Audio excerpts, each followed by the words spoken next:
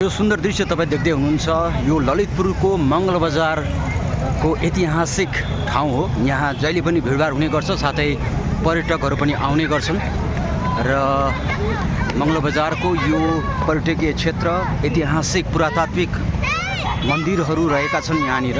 अब आउने सरकारले यस पुरातात्विक ठाउँलाई व्यवस्थित बनाउन जरुरी रहेको छ। सरसफाइमा ध्यान दिनुपर्ने हुन्छ र तपाईँ हेर्नुहुन्छ छानामाथि घाँसहरू उम्रेका छन्। यो मन्दिरको माथि पनि घाँसहरू उम्रिएको छ।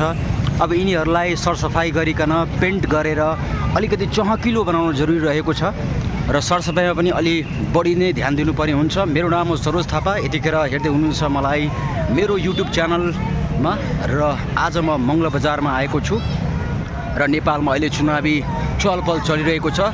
अहिले भने राष्ट्रिय स्वतन्त्र पार्टी घन्टी छापले चाहिँ 49 ठाउँमा चाहिँ जितिसकेको अहिलेको ताजा रिपोर्ट रहेको छ। यहाँ पुलिस प्रशासनहरू पनि बस्नुभएको छ र यहाँनिर पर्यटकीय स्थलहरू जुन चाहिँ पर्यटकहरू यहाँ आउने गर्नुहुन्छ उहाँहरूलाई पनि सुविधा दिन जरुरी रहेको छ र विशेष त सरसफाइमा ध्यान दिनुपर्ने हुन्छ र जति पनि यो पुरातात्विक वस्तुहरू रहेका छन्, सांस्कृतिक धरोहर रहेको छ, यो मन्दिरहरू रहेको छ, यहाँनिर अलिकति राम्रो गरिकन पेन्टिङ गरेर अलिकति अझै चहकिलो बनाउन जरुरी रहेको छ र जहाँ पनि यो घाँसहरू उम्रेको छ यिनीहरूले घाँसहरूलाई निकालेर यस्तो मन्दिरहरूमा चाहिँ राम्रो पेन्टिङ गरेर सोही कलरको पेन्ट गरेर अझै चम्किलो बनाउन सकिन्छ र सरसफाइमा त ध्यान दिएको छ यहाँ, तर अझै पनि ध्यान दिन जरुरी रहेको छ।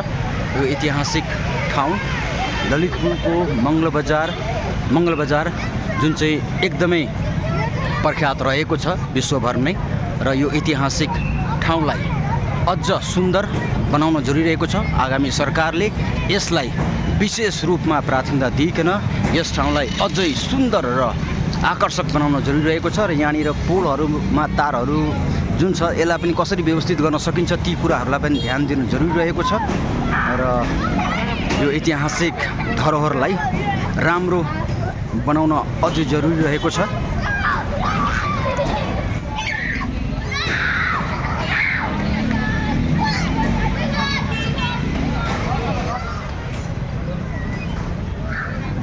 यहाँनिर विदेशी पर्यटकहरू र साथै स्वदेशकै पर्यटकहरू पनि आएर यहाँ चाहिँ यो बस्ने काम गर्नुहुन्छ, साथसाथै अवलोकन गर्ने काम र पर्यटकहरू यहाँनिर फोटो खिच्दै रमाउने काम गर्नुहुन्छ र साथै ललितपुर महानगरपालिकाको यहाँ LMC पुलिसहरू पनि तैनात रहेका छन् र यो ऐतिहासिक धरोहरलाई अझ सुन्दर र सफा चम्किलो बनाउनु जरुरी रहेको छ।